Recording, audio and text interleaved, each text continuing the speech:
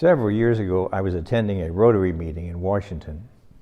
If you've been to Rotary meetings, you know that you oftentimes, almost always, have a guest speaker and then ask questions afterwards. This particular speaker was the manager, or one of the managers, of the Morton pumpkin plant, or the Morton Libby plant, I believe it's officially known as.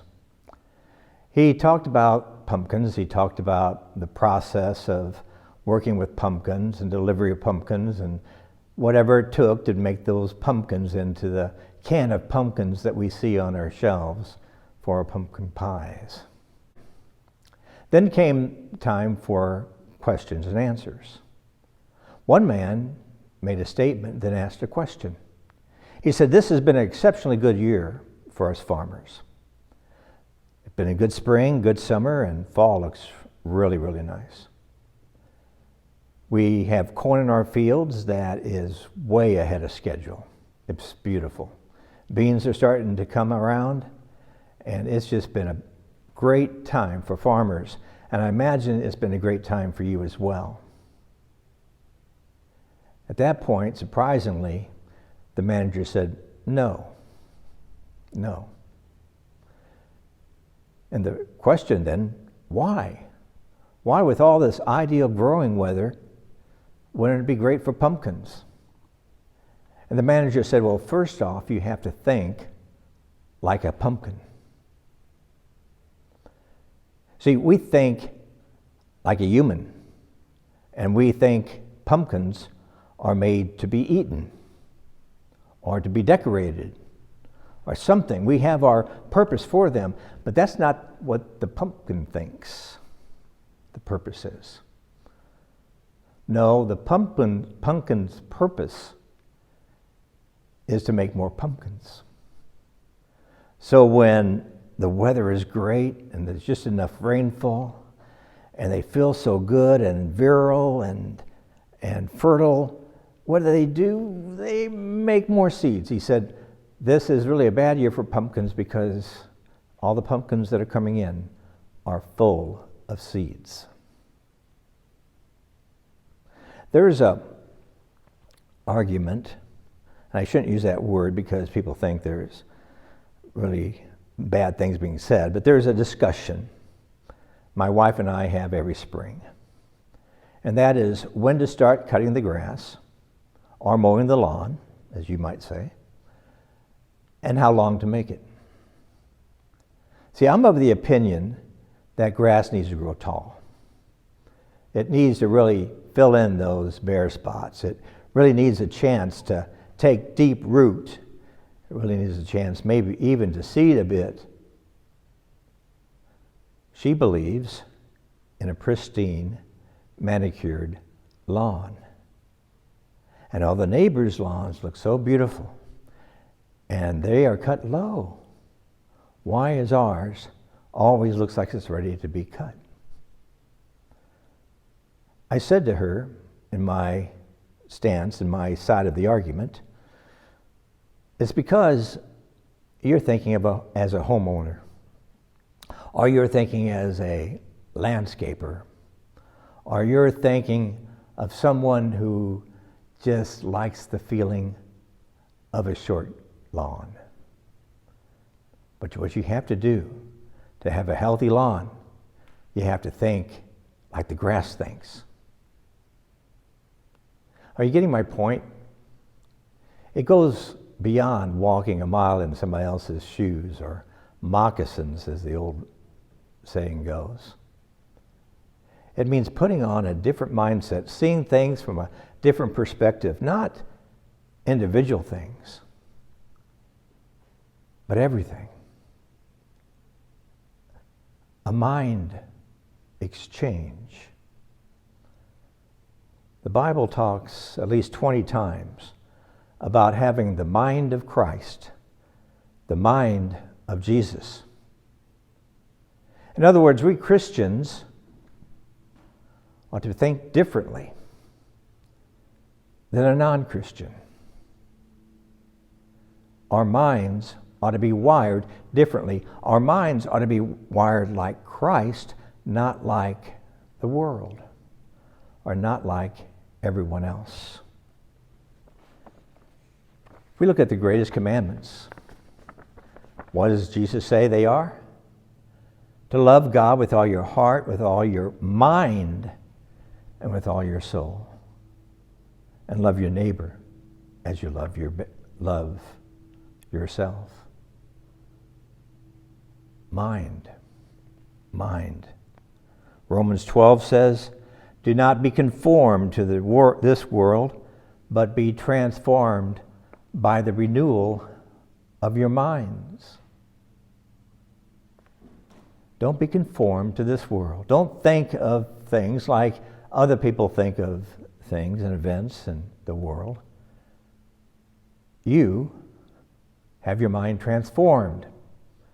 You see things differently. You see things that others cannot see. And thus, because you think differently, you do things differently. If we truly have the mind of Christ. How do we know we have the mind of Christ? We can ask ourselves some questions when we find ourselves in certain situations. What would Jesus think when he was offended by others? What would Jesus think as he was treated unjustly? What would Jesus think if an illness was being spread widely?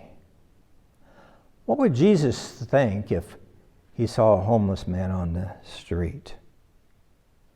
What would Jesus think when there would be an opportunity for profit?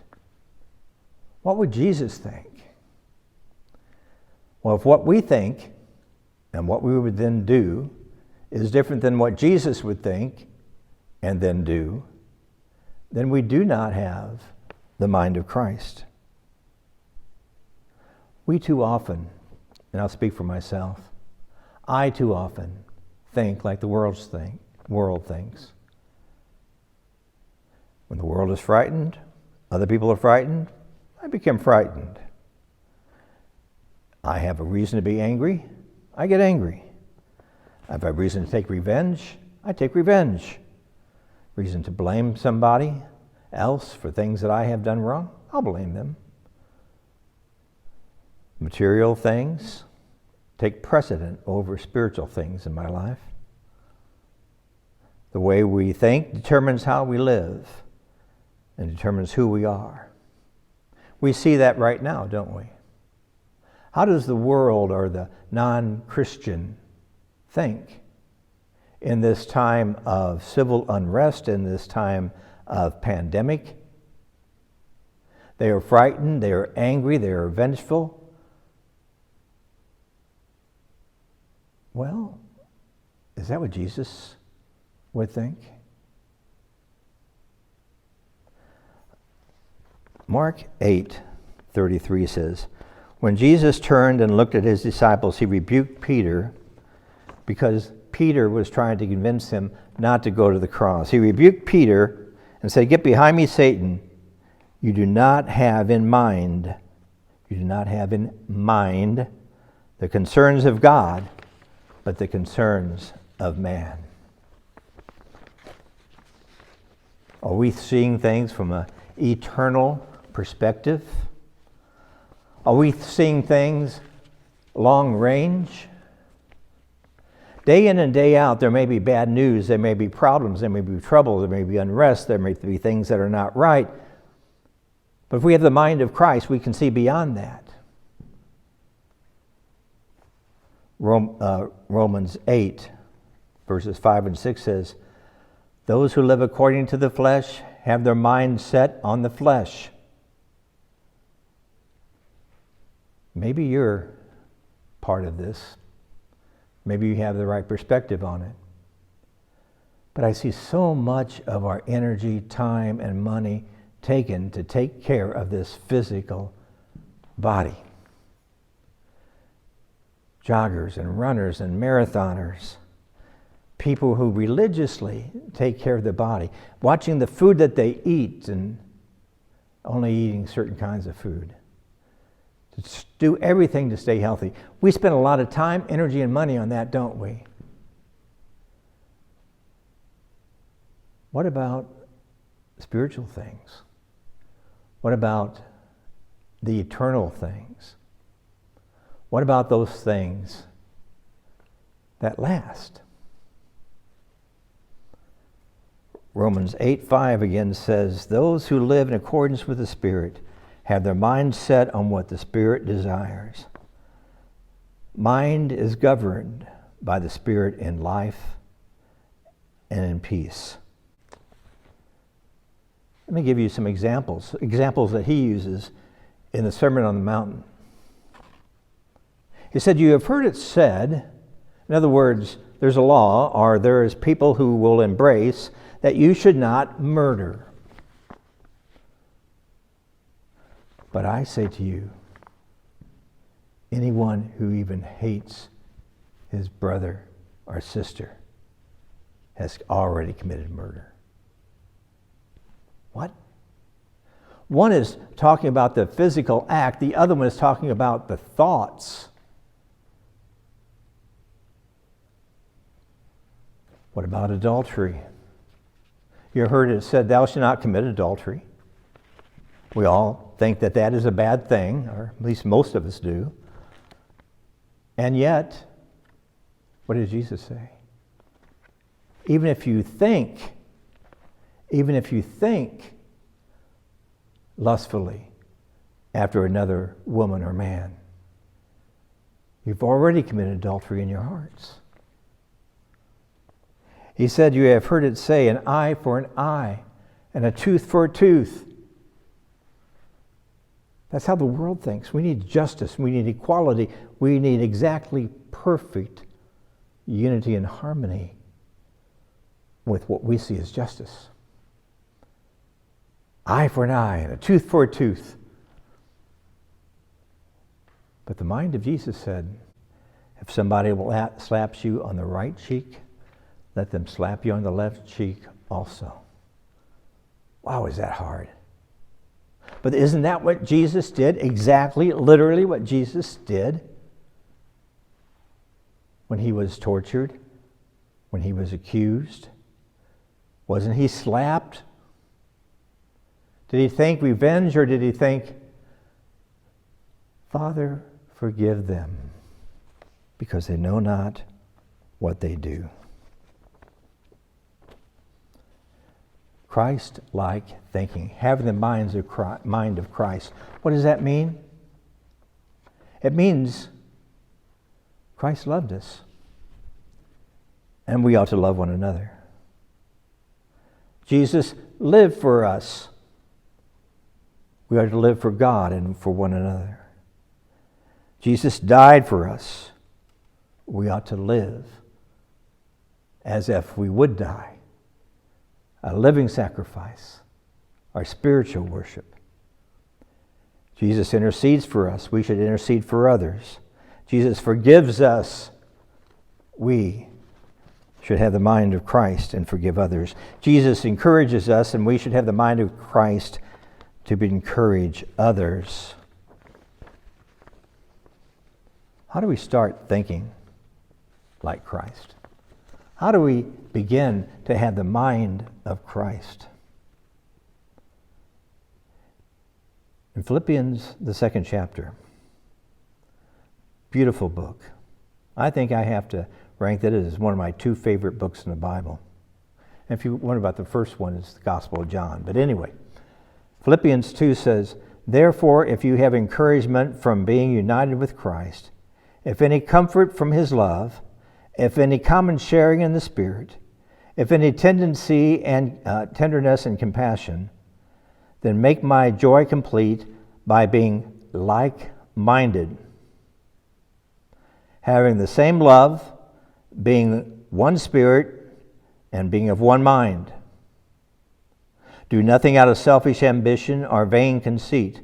Rather be in humility and value others above yourselves, not looking to your own interest, but to the interest of others. In your relationship with one another, have the same mind. as Christ. Think about thinking. So much of, I know what I do, is reacting. Reacting how I was raised, how I was taught, what's worked in the past, is just a knee-jerk reaction. But thinking. Not thinking of ways to win or ways to dominate, but a way of Christ. What would Jesus think? How would Jesus handle this person? How would Jesus handle this situation? You and I need to think like Jesus thinks. Isn't that what the world needs now? Isn't that what we need now in the streets? Isn't that what we need now in police stations? Isn't that what we need now? Is more people to think like Jesus thinks? To have the mind of Christ? A picture may be worth 1,000 words. God bless you. Thank you for joining me.